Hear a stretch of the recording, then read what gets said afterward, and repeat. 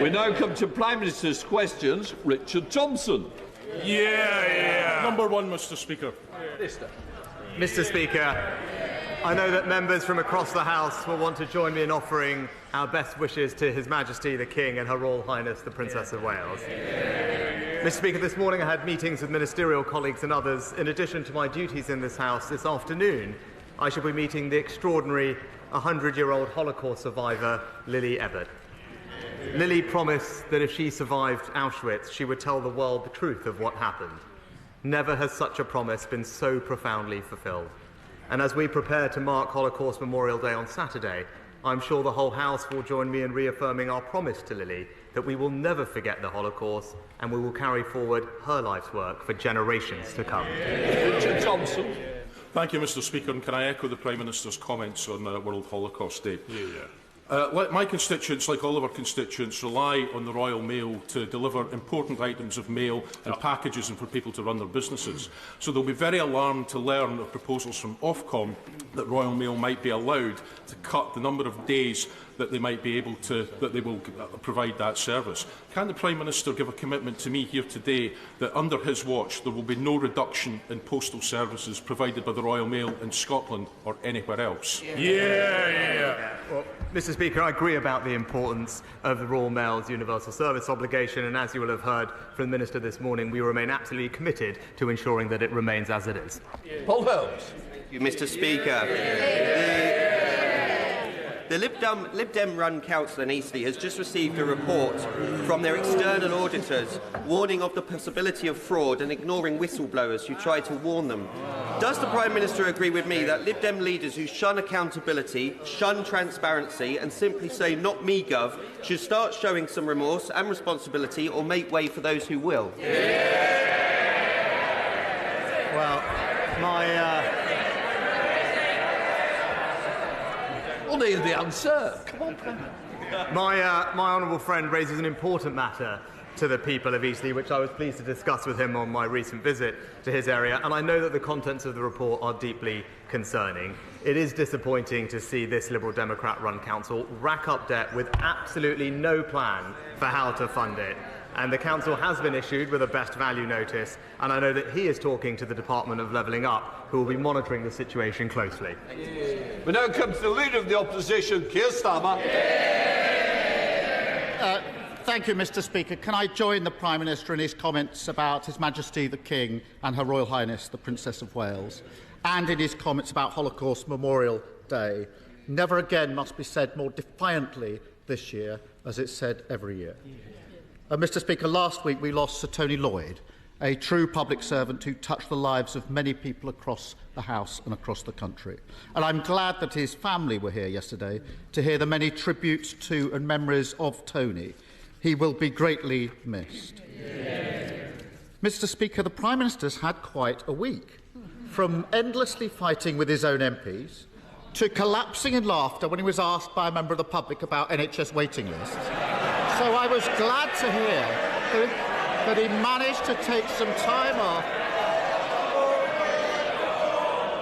Can I just say, I wanted to the Prime Minister, I'm certainly going to hear the Leader of the Opposition. Those people who don't want to hear, they can certainly leave, because that's how it's going to be, so get it in order. Some of you are wanting to catch my eye again. It's not a good way to do it. Mr. Speaker, I love this quaint tradition where the more they slag him off behind his back, the louder they cheer in here. Keep it going. And also, for this side, you can have a joint cup of tea. Come on. Mr. Speaker, I was glad to see that he managed to get some time off yesterday afternoon to kick back, relax and accidentally record a candid video for Nigel Farage. The only thing missing from that punishing schedule is any sort of governing or leadership. So was he surprised to see one of his own MPs say that he doesn't get what Britain needs and he's not listening to what people want? Prime Minister. Mr. Speaker, he talks about what Britain needs, what Britain wants, what Britain values. This from a man who takes the knee, Mr. Speaker, who wanted to abolish the monarchy, who still doesn't know what a woman is, and who just this week, one of his front benchers said that they back teaching divisive white privilege in our schools, Mr. Speaker. Looking at his record, it's crystal clear which one of us doesn't get Britain's values. Mr. Speaker, he spouts so much nonsense, no wonder they're giving up on him. And even now, as his government crumbles around him and his own MPs point out he's out of touch, got no plan for growth, crime or building houses, the Prime Minister is sticking to his one-man Pollyanna show. Everything's fine. People should be grateful to him. The trouble is, no one's buying it. Does he actually understand why his own MPs say he doesn't understand Britain and that he is an obstacle to recovery? Prime Minister. Again, Mr. Speaker, he calls it nonsense, but these are his positions, Mr. Speaker. Right? And he doesn't want to talk about it, but this is the facts. He chose to represent a now proscribed terrorist group, Mr. Speaker. He chose to campaign against the deportation of foreign national offenders, Mr. Speaker, just like he chose to serve the Right Honourable Member for Islington North, Mr. Speaker. That's his record, those are his values, and that is exactly how he should be judged. Mr. Speaker, in 2008, I was the Director of Public Prosecution, putting terrorists and murderers in jail. He was making millions betting on the misery of working people during the financial crisis. And we've seen this story time and time again with this lot. Party first, country second, safely ensconced in Westminster, they get down to the real business of fighting each other to death. The country forced to endure their division and chaos, the longest episode of EastEnders ever put to film. Meanwhile, this week we discover that Britain is going to be the only major economy that no longer makes its own steel. That the government is handing out £500 million to make 3,000 steelworkers redundant. And that the parents of thousands are being told that his free childcare promise is nothing but a mirage. Isn't he embarrassed that the Tory party is yet again entirely focused on itself? Mr. Speaker, there's yet more sniping from the sidelines. Yeah, you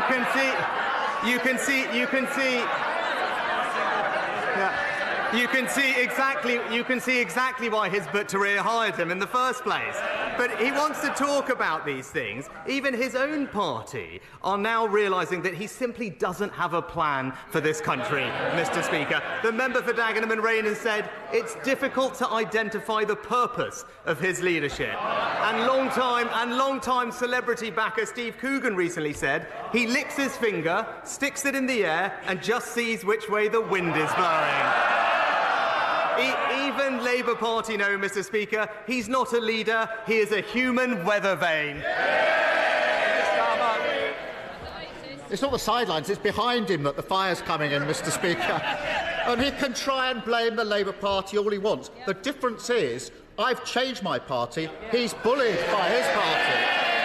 And has he found the time in his busy schedule to work out why thousands of parents are being told by their nurseries that they won't get free childcare that he promised them? Prime Minister. Well, Mr. Speaker, let's see what his party is offering the country. Right, so we all know, Mr. Speaker, he doesn't have many ideas for our country. I'm going to hear the Prime Minister. Well, he doesn't have many, but one thing we do know, Mr. Speaker, is that... You don't want to push it, do you? No. We do know that he's committed to his 2030 decarbonisation promise, Mr. Speaker, which they say will cost £28 billion. But I was reading about it this week. He says he's changed the party. One of his team called it an albatross hanging around their neck. That might have been the Shadow Chancellor, maybe, Mr. Speaker. But he said they're doubling down on it. All this ahead of a crunch meeting, we're told this week, for them to work out how they're going to pay for it. I can save them some time because we all know the answer. Higher taxes for the British people. Mr. Speaker, there's only one party that crashed the economy. They're sitting right there.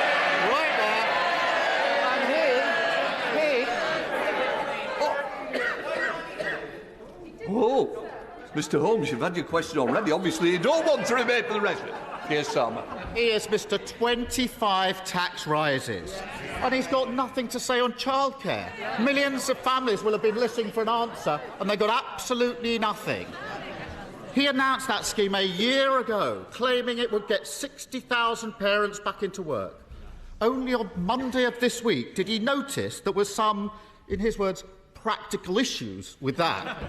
8 weeks before its launch, parents can't budget, plan for work or make arrangements with their employers. And the Prime Minister's response is to say it's all fine, it's the fault of the Labour Party. Is this merely a practical issue, or is it yet another example of him simply not understanding how life works for other people? Mr Speaker, we're delivering the biggest ever expansion of childcare in this country's history, Mr Speaker. But while millions of parents will benefit from that, again, it's right that he should come clean with them about the cost that his plans will impose on all of them. He goes on and on about the Green Promise, Mr Speaker. He says he wants to keep it. But he doesn't have a plan to pay for it. What he's really saying is he'll scrap the borrowing associated, but he wants to keep the £28 billion of spending. So, for all those working families who are benefiting from our free childcare, he should come clean with them now. Why doesn't he come clean with them now? Come clean with them now, and just be clear, his plans mean back to square one and higher taxes for British people. Mr Speaker, making steelworkers redundant and failing to provide childcare is not a plan, Prime Minister. It's a farce. It's a farce. And he may soon discover that with childcare, there's an IT problem. Nurseries haven't got the spaces. They haven't got the staff. There's a black hole in their budget, and it's 8 weeks to go. That isn't a plan. And families across the country, well, they can laugh all they like. Families are making plans now. They laugh at it, of course they do. Families are struggling with a cost of living crisis, trying to work out the household budget, balancing spiralling mortgages, prices and eye-watering bills. And then at the last minute, they're thrown into chaos because their nursery says they can't deliver the free childcare he promised. Now, he calls that a practical issue. But I preferred the honesty of whichever of his colleagues briefed to the Times that it was, and I quote, a complete shit show. Who was it who briefed that to the Times? Hands up. Will the Prime Minister finally realise... I'll decide how long the question goes. Those who wish not to hear it, I've told you the answer, and I'll help you on the way. Keir Starmer. When will the Prime Minister finally realise that the biggest practical issue facing Britain is the constant farcical incompetence of the government that he leads? Mr Speaker, another week with no ideas, absolutely no ideas as country, and absolutely no plan. He talked about the cost of living, Mr Speaker, he talked about the economy, but he never actually brings it up, and we all know why, Mr Speaker, because things are improving and we are making progress. Wages now rising, Mr Speaker, debt on track to be reduced, and inflation more than halved from 11% to 4%, because he actually knows that our plan is working and that his £28 billion tax grab will take Britain back to square one.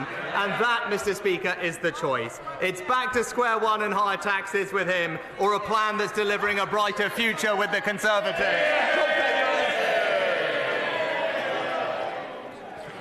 Changing gear, Mr Speaker. Too many oligarchs and kleptocrats are living off ill-gotten gains beyond the reach of domestic courts here or in countries like America. Ever since the 2016 London Anti-Corruption Summit, moves to create an international anti-corruption court have been gathering momentum to plug this gap. It already has support from countries like Canada, Holland and Nigeria, and would fund itself from the fines it charged. Will this government take the lead in getting it underway, ending impunity for these crooks once and for all?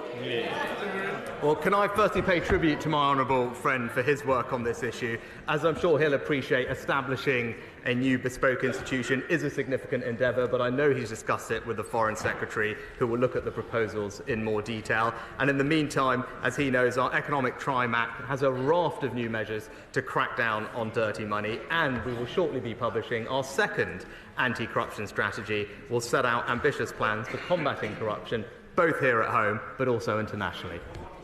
SNP leader Stephen Flynn. Mr. Speaker, last night, as Tory MPs were once again fighting amongst themselves, the public were sat at home watching John Irvine of ITV News report on footage from Gaza of an unarmed Palestinian man walking under a white flag, being shot and killed by the IDF. Prime Minister, such an act constitutes a war crime, does it not? Mr. Speaker, we've been absolutely consistent that international humanitarian law should be respected and civilians should be protected. I've made that point expressly to Prime Minister Netanyahu, and the Foreign Secretary is in the region this week making exactly the same point. Stephen Flynn. Mr. Speaker, I don't think it's unreasonable to expect the Prime Minister of the United Kingdom to rise to that dispatch box and tell the people of these Isles and elsewhere that shooting an unarmed man walking under a white flag is a war crime. Now, in recent weeks, this House has acted with urgency and intent following an ITV drama. The question is, will this House now show the same urgency and intent following this ITV news report? And finally, back a ceasefire in Gaza. Mr. Speaker, no one wants to see this conflict go on for a moment longer than necessary, and we do want to see an immediate and sustained humanitarian pause to get more aid in and, crucially, the hostages out, helping create the conditions for a sustainable ceasefire. I set out the conditions for that earlier in the House. The Foreign Secretary is in the region today and will continue to press all our allies and partners to make sure that we can bring about that outcome. Tom Hunt. Speaker, access to NHS dentistry is a key issue in Ipswich and Suffolk. Locally, actually, we've done something about it. And the University of Suffolk and the local NHS deserve great credit for establishing a new dental centre which is going to carry 18,000 hours a year of NHS dental appointments. However, a source of great frustration for myself and a number of constituents is that many people who train to be a dentist at university for 5 years and have their training heavily subsidised can immediately go private or actually go abroad without giving anything back to the NHS. It seems wrong to me. Would the Prime Minister support the view of many of my constituents that for, say, 5 years they work in the NHS, they give something back, and this will make a huge contribution to this problem? Prime Minister. Well, my honourable friend is a long-standing campaigner for better dental access in his constituency, and I congratulate him on the new dental centre that's opening, which I know he worked very hard to deliver. And I agree with him. It's right and fair that we seek better value for the significant investment that the taxpayer makes in the education and training of the dental workforce. That's why, as our workforce plan outlined, we are exploring whether a tie-in would ensure that dentists spend a better proportion of their time in the NHS, and we'll be launching a consultation on this policy later this year. Colm Eastwood. Thank you, Mr. Speaker. In the week of the anniversary of Bloody Sunday, people in Derry are watching unarmed Palestinians being gunned down by Israeli soldiers. Over 25,000 people have now been slaughtered in Gaza. The Prime Minister says, and he said it again today, that he wants to see a sustained ceasefire. So my question is a very, very simple one. The next time there's a vote at the UN for a ceasefire, will his representative vote for it? Well, Mr. Speaker, of course we'll engage with all UN resolutions on their merits, and I've been clear no one wants to see this conflict go on for a moment longer than is necessary.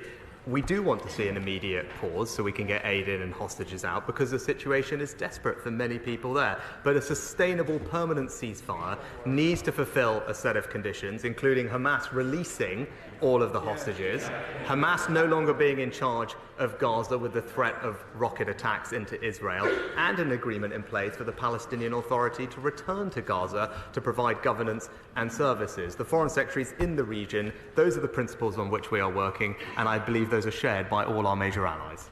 Sure. Thank you, Mr. Speaker. In 1859, Brunel opened his rail bridge over the River Tamar. In 2022, I met with Network Rail and others to celebrate the agreement to build a simple footbridge going over the railway line in Loswithiel. That bridge still doesn't exist, and I have no completion date.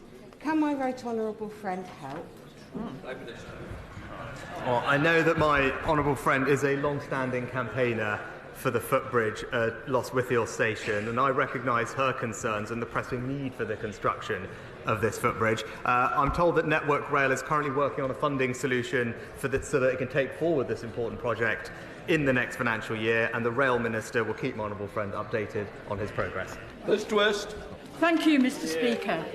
A report released yesterday by the Joseph Rowntree Foundation found that 1 in 4 people in the North East are living in poverty, with the child poverty rate for every local authority in the region higher than the UK average. Too many of our people are being hard hit. Now, the Prime Minister says that his plan is beginning to work. So can I ask the Prime Minister, where does rising child poverty fit in his plan? Well, in fact, Mr. Speaker, the plan is working because poverty is falling in our country. Since 2010, there are 1.7 million fewer people in poverty, including hundreds of thousands of children. Of course, there's more to do. There's always more to do to make sure children don't grow up in poverty, but that absolutely wouldn't be helped by Labour's £28 billion tax grab on their parents, which would take money out of their family's bank accounts. James Sunderland. Mr. Speaker, Bracknell Forest is a place of aspiration, opportunity and enterprise. Business occupancy rates and employment figures are thankfully high. Footfall at the Lexicon Shopping Centre is up and wages are up, but the cost of living continues to bite across the UK. What more can be done to put more money in people's pockets? Well, it's great to see, thanks to my honourable friend, that Bracknell Forest is thriving, with people in work up, footfall in the town centre up, and as he knows, almost 100% of his schools now good or outstanding. But he's right that we must do more to relieve the burden on working people, Mr. Speaker, which is why we cut taxes for tens of millions of people in work earlier this year, worth on average £450. And we've got to stick to the plan for lower taxes, a stronger economy, and a brighter future for the people of Bracknell Forest, and absolutely not risk going back to square one with the Labour Party. Debbie Abrahams. Mr. Speaker, if everyone had the same good health as the least deprived 10% of the population, in England there would have been a million fewer deaths between 2012 and 2019, and 28,000 fewer deaths in the first year of COVID. These inequalities are not inevitable. Does the Prime Minister think that cuts in social security to 85,000 low-income households, including people in low-paid work in my constituency, will help to address these health inequalities? Well, I can assure the Honourable Lady that we are committed to caring for society's most vulnerable, and that's why almost 20 million families will see their benefit payments increase this April, which will bring our total support over these few years to around £3,700 per UK household. The Department for Work and Pensions is looking very closely at how it can target its services precisely on the most vulnerable customers, and I know the Honourable Lady spoke to the DWP Permanent Secretary at length about this when he appeared before this Select Committee earlier this month, and I can assure her that he will be writing to the committee on exactly this subject shortly. Jonathan Lord. The post office scandal has affected so many people, including my constituent, Seema Misra, a sub-postmaster from West Byfleet with an outstanding record of service to her community, who was wrongfully convicted in 2010 of stealing £75,000 and was sentenced to prison on her first son's birthday and whilst pregnant with her second son. Does the Prime Minister agree with me, and more importantly with Seema Misra herself, who is in the gallery today with her husband Devinder, that she is due a full apology from the Post Office, a full apology from Fujitsu, and proper compensation as a matter of urgency? And I know my honourable friend has been a great support to his constituents over all the years and has fought relentlessly for the truth to come out. As I've said, the Horizon scandal is one of the greatest miscarriages of justice in our nation's history. We will introduce, as I said a few weeks ago, primary legislation within weeks to ensure that all convictions that were based on erroneous Horizon evidence are quashed, that will clear people's names, deliver justice and ensure swifter access to compensation. Innocent people, like my honourable friend's constituents, have waited far too long, and I'm determined that they receive compensation as swiftly as possible. We have a clear moral duty to right these wrongs, and that is exactly what we will do. Thank you, Mr. Speaker. In 2021, 3,527 food parcels were given out by Bulwell and Bestwood Food Bank. Last year, that number exploded to 6,500, with nearly half going to children. The food bank's now having to buy food to supplement donations, which can only be sustained for a short period. Rather than pretending that things are getting better, will the Prime Minister apologise for the daily chaos in government, which is leaving widespread destitution unaddressed? Well, Mr. Speaker, I don't want to see anyone reliant on food banks, but while they're in place, I have nothing but praise and thanks for the people who run them. But it is wrong to say that we aren't making progress. When I came into this job, inflation was running at 11%. That is the single biggest impact on families' cost of living. And now, thanks to the efforts of this government, most of them opposed by his party, inflation has now been more than halved at 4%, and we're combining that with significant tax cuts to put more money in people's bank accounts at the end of every month. That's the right way to go about supporting people, combined with our extensive cost of living support for the most vulnerable, and all the statistics show that that support has helped, has made a difference, and that's what you get with responsible management of the British economy. Thank you, Mr. Speaker. In November, I held an adjournment debate on the South Fylde line and the need for a passing loop to double its hourly service and increase resilience against delays and cancellations, which again cause misery for travellers over Christmas. The assurances I received from the Rail Minister built on the positivity generated by the reallocation of HS2 funds. Since then, progress has been desperately slow, and my efforts to advance this critical piece of infrastructure for the people of Fylde has been frustrated. Will the Prime Minister meet with me to discuss how the Government can help to get the South Fylde line back on track? Prime Minister. My honourable friend is correct that local transport projects are and must be prioritised, and every region of our country will have more transport investment as a result of the decision that we made on HS2. Now, work is underway to consider potential upgrades to the West Coast Main Line, including improvements at Preston Station, which may support additional local services from South Fylde. I know the Rail Minister is carefully considering these options as we speak, and will update my honourable friend in due course. Leila Moran. Thank you, Mr. Speaker. Thames Water are a shambles. In the recent flooding in Oxfordshire, they were dumping sewage from 270 sites along the Thames in 1 week. There was waste backing up into people's homes because of drains that they had not unblocked, and they couldn't even refill their own reservoir because the rivers were too dirty. But rather than offer a rebate for this shoddy service, they are intending to put bills up for everyone by 60%. So will the Prime Minister explain to my constituents why they are being asked to foot the bill for Thames Water's gross incompetence? Well, Mr. Speaker, we've been clear that the volume of sewage discharged by water companies is unacceptable, and that's why we've launched the most ambitious storm overflow discharge reduction plan, and we have now achieved monitoring of almost every single storm overflow in England under this and previous governments, and have introduced unlimited penalties on water companies. And where there is evidence of poor performance, the Environment Agency will not hesitate to pursue water companies concerned, just as they did, I believe, a couple of years ago in the Honourable Lady's constituency, where they fined Thames Water specifically £4 million following a serious incident. Theresa May. Thank you, Mr. Speaker. Yesterday, the Honourable Member for Knowsley and I published our report on TIDE, type 1 diabetes and disordered eating, a condition estimated to affect over a quarter of type 1 diabetics in the UK. It is life-shortening, life-threatening, and can lead to death. I'm pleased to say that Hampshire Integrated Care Board have already responded positively to the report. Will my right honourable friend ensure that the government not only looks seriously at the recommendations we have put forward, but acts on those recommendations, which would improve lives, and save money for the NHS? Can I start by thanking my right honourable friend and indeed the right honourable member for Knowsley for their important work on this issue. Of course, I know both of them speak from personal experience, and as she says, it is important that people get the treatment they need. The Health Secretary will, of course, consider the report, and the NHS has already been piloting services to support those with this condition, as she's aware of, and I understand that the NHS is also now expanding pilot sites to every region of the country so that even more people can benefit from the appropriate integrated care. Adam Kaiser.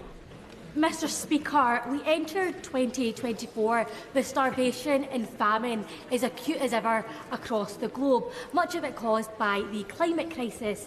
Yet at present, the world's worst hunger crisis is in Gaza, created by Israel's ongoing siege. The Integrated Food Security Phase classification has found that of 600,000 people facing starvation globally, 95% of them are in Gaza. Mr Speaker, starvation used as a weapon of war is a war crime. The Israeli government has the power to end this starvation crisis by ending the siege of Gaza and opening all crossings. Does it not, Prime Minister? Mr Speaker, I've been absolutely clear that we are incredibly concerned about the devastating impact of the situation in Gaza on citizens. That's why we have tripled our humanitarian aid for this financial year to the region. And, as I said in the statement yesterday, are working with partners such as Jordan and the United States to open up new aid corridors so we can increase the supply of aid getting in to those who desperately need it. Miriam Cates. Thank you, Mr Speaker. This morning, the press reported the tragic case of a 14-year-old girl who took her own life following horrific social media bullying, including on TikTok and Snapchat. Since 2010, across the English-speaking world, there's been a marked increase in poor teen mental health, teen suicide attempts, and children addicted to pornography. The United Kingdom has a strong tradition of legislating to protect children from serious threats to their safety and welfare. So does my right honourable friend agree with me that it's time to consider banning social media and perhaps even smartphones for under-16s? Well, Mr Speaker, my honourable friend is absolutely right to highlight the impact of what happens online on our children, and that's why our Online Safety Act tackles both criminal activity online and protects children from harmful or inappropriate content such as bullying or the promotion of self-harm, accessing pornography and also exposure to eating disorders. Ofcom are now rightly developing and consulting on the guidance and the codes of practices for how those platforms will meet their duties, and if they don't clean up their act, then Ofcom will be able to impose fines of up to 10% of global turnover on the social media firms. Mr Speaker, recently released documents reveal that the Foreign Office had serious concerns about Israel's compliance with international humanitarian law and its ongoing assault on Gaza. This assessment was hidden from Parliament, whilst the Prime Minister boldly stated his confidence in Israel's respect for international law. Since then, the scale of Israel's war crimes in Gaza have been revealed to the world thanks to South Africa's case to the ICJ.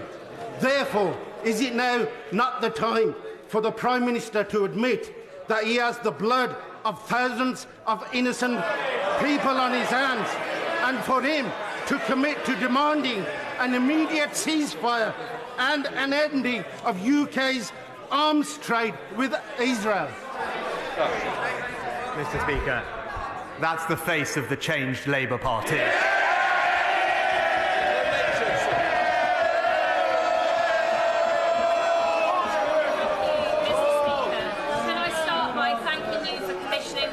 Educational Trust exhibition in Portcullis House and for your personal, unwavering commitment to Holocaust remembrance.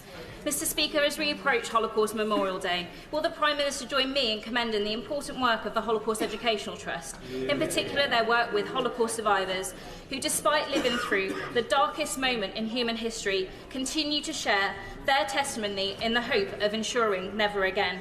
In the face of the appalling rise in anti-Semitism which we see on the streets of Britain, will my right honourable friend join me in encouraging all members to sign the Book of Commitment and stand up against anti-Semitism? Mr Speaker, I join my honourable friend in paying tribute to the brilliant work of the Holocaust Educational Trust and thank her for all her work on this issue. I'll be signing the Book of Commitment this afternoon during my meeting with Lily Ebbett, and I encourage members on all sides to do the same and to reaffirm with shared determination to ensure that the Holocaust is never forgotten and to defeat the resurgence of anti-Semitism and all forms of hatred in our country. Final question, Sarah Champion. Mr Speaker, I represent a proud steel community in Rotherham who stand with the steel workers in Port Talbot at this very worrying time.